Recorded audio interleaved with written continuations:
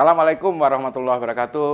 Jumpa perdana, ini bukan podcast. Nah, kali ini saya akan membahas tentang gurame atau usaha gurame. Nah, banyak nih suara angin dari selatan, dari utara, dari mana-mana bahwa usaha gurame itu susah katanya.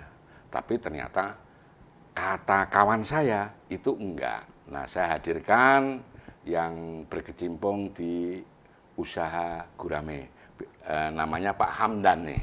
Nah, ceritakan dong pada penonton Gusrina Channel nih, pengen tahu nih ceritanya gimana nih tentang usaha gurame itu. Ya, baik.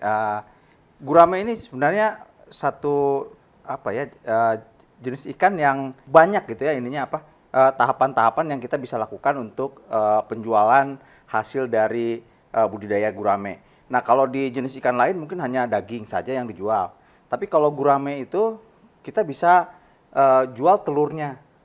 Nah, telur ini bisa kita jual gitu ya untuk nanti petani menetaskan telur sehingga dibesarkan lagi.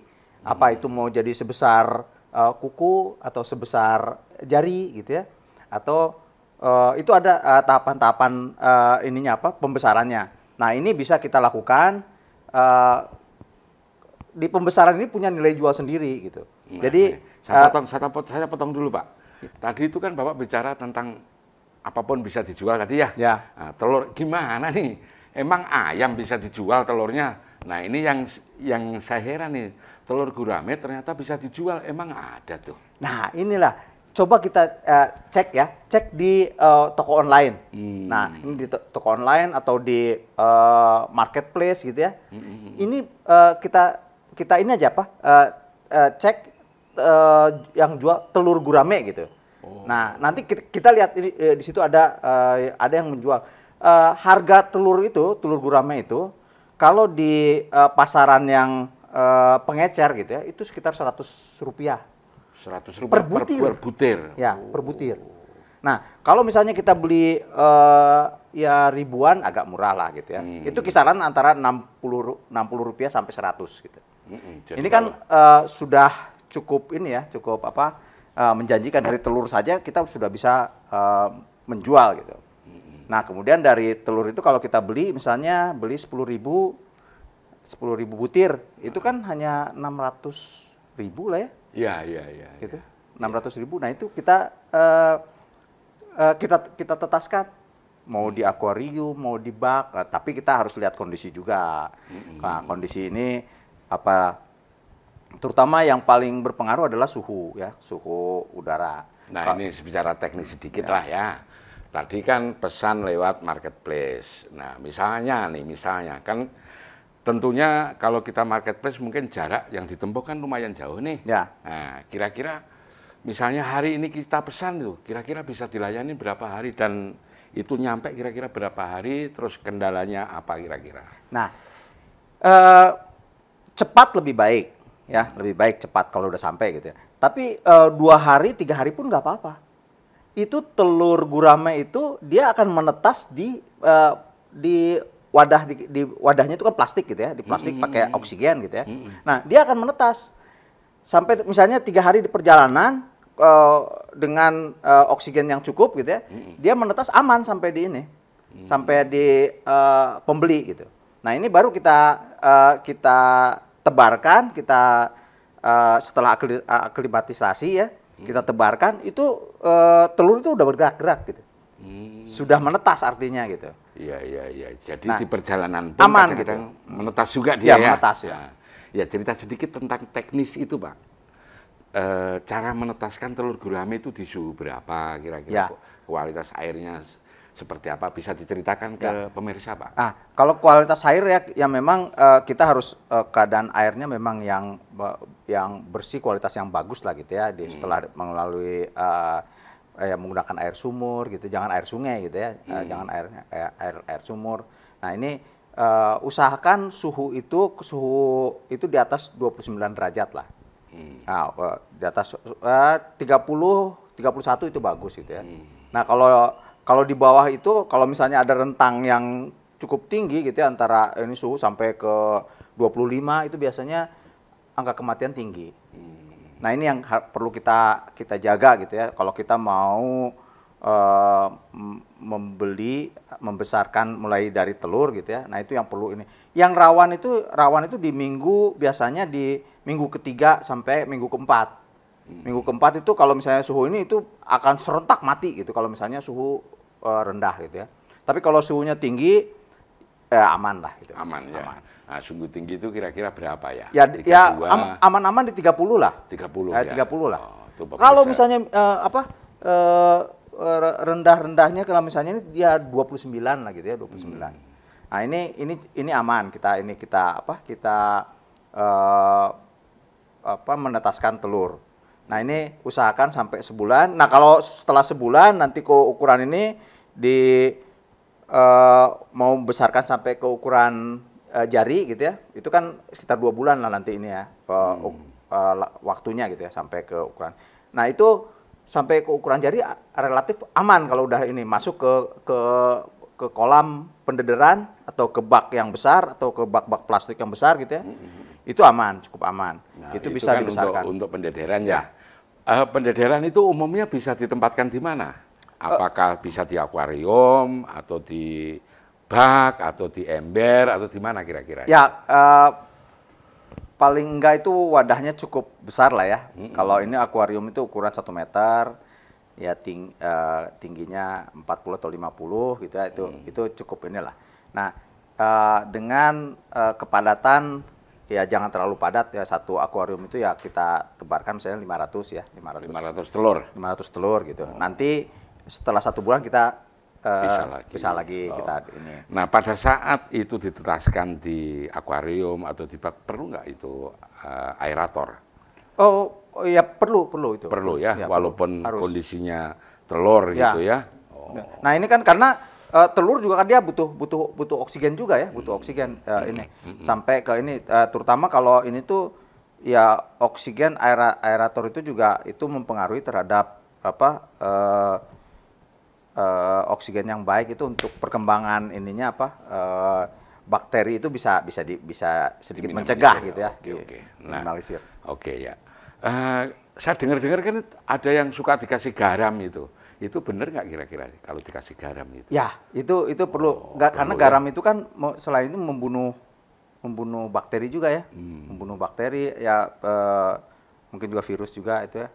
Ini itu membunuh juga untuk mengurangi bakteri yang tidak menguntungkan gitu ya, yang merugikan gitu. Ya, itu dicegah untuk perkembangbiakannya gitu. Nah, kawan-kawan penonton Gusilina Channel, ternyata gampang kan, nggak sulit kan? Jadi nggak usah khawatir usaha di bidang gurame, ya kan? Beli telurnya lewat online, bisa ditetaskan dengan cara yang sederhana, bahkan di perjalanan pun kadang-kadang malah menetas kan ya. Nah, sekarang segmen selanjutnya nih, pada saat telur menetas itu nanti bisa dijual kira-kira ukuran berapa nih? Nah, kita bisa jual yang pertama itu ukuran kuku lah. Kuku itu ukuran kuaci ya. Kuaci ya, orang sini nyebutnya kuaci. Cianjur nyebutnya kuaci. Kuaci. Nah, itu harga nggak bisa kita sebutkan. Boleh lah, biar lebih jelas. Ini aja kisaran aja ya. Kisaran harga itu di 400 sampai 600 gitu ya. Lumayan mahal ya. Kisaran. Nah, coba bayangkan dari telur 100 kita pelihara selama 1 bulan, itu menjadi ukuran kuaci. Nah, kuaci itu taruhlah kita yang harga 400 lah gitu ya. 400 dengan kalau kita bagus pemeliharaan dengan suhu yang baik dengan ini ya bisa 80% itu hidup lah gitu ya. Kalau misalnya 80 ya 70% lah gitu. 70% itu ya lumayan kan. Kalau kita beli 10.000 itu modal 600. Terus kalau kita jual 70 kali 400 sudah 2.800.000. Lumayan ya kalau gitu. Nah, kalau tadi ukuran yang tadi telur baru menetas nih. agak lompat-lompat nih pertanyaannya. Nah, kita balik lagi ke yang tadi. Tentunya pada saat telur terus menetas, nah itu proses pemberian pakannya itu yang seperti apa tuh? Nah, itu kita kasih pakan alami ya. Hmm. Nah, pakan alami itu bisa dari waktu telur itu kita kasih ya kalau Artemia terlalu mahal lah ya. Kita Ya, Artemia tapi gurame itu kan telurnya besar ya. Mm-mm. Besar. Nah, biasanya begitu ini kita kasih cacing saja dia udah cacing tubifek ya. Cacing sutra ya. Cacing sutra itu udah bisa ini. Nah, kalau ada ini apa kutu air Dapnia juga itu bagus gitu ya. Nah, itu bagus untuk ini. Nah, ya biasanya sih langsung cacing. Cacing kita kasih. Itu selama ini itu cacing itu kan kotorannya juga nggak terlalu banyak gitu ya. Nah, cuma memang perlu perawatan itu perlu kita setiap hari, bagusnya setiap hari gitu ya, kita sipon gitu kotorannya gitu ya. Kita isi lagi air gitu.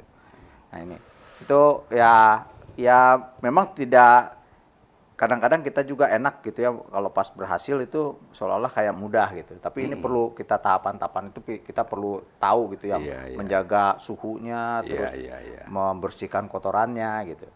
Nah, ini yang perlu kita jaga. Nah, segmen selanjutnya nih kawan-kawan. Segmen selanjutnya itu kan saya dengar-dengar ya biasa dari angin barat, timur, wah dari berbagai arah. Ada ukuran korek atau ukuran rokok, itu maksudnya apa? Dan itu ukuran segitu kalau dijual bisa juga kan? Ya, Nah, ya. Ini ceritakan. Setelah ini itu kan setelah kuku itu yang bisa dijual itu ukuran jari ya. Ukuran jari itu kira-kira 2,5 cm lah kalau ini. Ukuran 1 inci ya, 1 inci. Nah, itu kisaran harganya ya hampir 1.000 lah. 1.000, 1.200 gitu ya. Lumayan. Nah, itu kisaran itunya. 1.000 lah biasanya antara 800 sampai 1.200 gitu. Nah, kemudian nanti setelah dari jari itu kan 1 bulan. Kemudian ke silet. Ada ukuran silet. Ukuran silet itu kira-kira ya 4 cm 5 cm lah. 4 cm rata-rata 4 cm 5 cm. Itu ukuran silet. Ukuran silet itu ya kisaran harga dari 1.500 sampai 2.000. Wah, lumayan tuh pemirsa ya. Nah, itu ukuran silet. Nah, untuk pemeliharaan dari ukuran silet yang dari ukuran jari itu sebaiknya kita ini ke bak yang besar gitu ya. Bak yang besar. Nah, usahakan tertutup juga pakai plastik lah gitu ya. Kalau ini kecuali kalau misalnya airnya bagus terus mengalir gitu ya. Ya terbuka nggak apa-apa. Nah, ini yang kita khawatirkan kan kalau begitu ada air hujan gitu yang ini itu yang agak khawatir. Nah, ini usahakan kalau ini pakai plastik UV lah gitu ya. Nah, itu dari ukuran jari ke ukuran silet ya. Nah, setelah itu baru kita bisa tebarkan ke kolam. Nah, ke kolam itu biasanya ukuran silet, ukuran korek, ya tergantung petani pembesar lah. Kalau dari silet kan ke ini agak lama lagi, makan waktu berapa, 1 bulan atau 2 bulan ke korek itu ya. Nah, dari korek ini ke ukuran rokok itu lumayan lama juga lah, sekitar 2 bulan. 2 bulan, jadi totalnya tadi itu 3 bulan, 4 bulan ya? Ya, sampai ke ukuran rokok itu mungkin sekitar 5 bulan. 5 bulan, oke. Ya. Nah, semuanya itu bisa terjual kan? Ya. Oh. Nah, jadi kan gini, kalau besarnya itu sampai ke daging itu kisaran 1 tahun lah, 1 tahun atau 9 bulan sampai 12 bulan itu sampai ukuran kita jual daging gitu ya. Tapi kan di tahap-tahapan ini juga kita bisa nggak hanya jual, ini, iya. tergantung kita mau besarkan misalnya dari ukuran kita beli korek misalnya sampai ke ukuran daging nanti kita besarkan itu makan waktu sekitar 5 bulan sampai ke daging gitu ya. Nah, sekitar 5 bulan. Nah, ini memang yang tergantung kita ini kalau misalnya dari telur sampai ini ya memang makan waktunya lama. Makan waktu lama dan risiko tentunya. Ya, risikonya kan cukup tinggi lah. Iya. Angka kematian juga mungkin kalau misalnya ini juga ya bisa 50%. Berarti yang paling aman tadi ya ukuran korek aja kalau gitu kita jual ya. Ya, ukuran sebetulnya kalau kita mau jualan, mau ini ya kita tentukan dulu kita mau membesarkan ya segmen mana yang mau kita ini. Iya. Kita kalau kita misalnya punyanya kita banyak di satu lokasi, banyak petani-petani yang punya induk. Nah, kita bisnisnya bisnis telur. Oh iya. Nah, kita ambil dari petani. Bisa saja gitu. Jadi kita nggak perlu punya induk. Syukur kalau kita punya induk sendiri, punya lahan, punya ini ya kita bisa menjahakan sendiri, bisa netasin telur sendiri. Tapi kalau kita nggak bisa, ya udah kita bisnis mulai dari petani ngambil telur. Kita jualan telur. Nah, jadi ada berbagai macam ya, segmen ya. Maunya yang mana, tinggal pilih gitu kan. Seandainya kita punya pasar telur, ya kita cari telur. Nah, kalau kita punya pasar yang ukuran kuku atau ukuran jari, ya kita ini jari. Biasanya kalau ke petani-petani yang punya kolam gitu ya, mereka banyak yang minta ukuran jari. Ukuran jari itu udah masuk ke kolam itu udah cukup aman gitu. Nah, masuk ini. Nah, itu tergantung kita punya pasarnya mana gitu ya. Kalau kecuali kalau misalnya kayak ke jaring apung yang memang harus ukuran besar lah ya. Iya, nanti nerobos. Ukuran korek lah paling nggak minimal gitu. Ya, mungkin begitu Pak Hamdan. Ya. Terima kasih atas pencerahannya. Mudah-mudahan ini bukan podcast ya. Ini bukan podcast, bermanfaat bagi penonton Gus Rina Channel. Amin. Oke, saya akhiri atau kita akhiri. Assalamualaikum warahmatullahi wabarakatuh. Waalaikumsalam warahmatullahi wabarakatuh.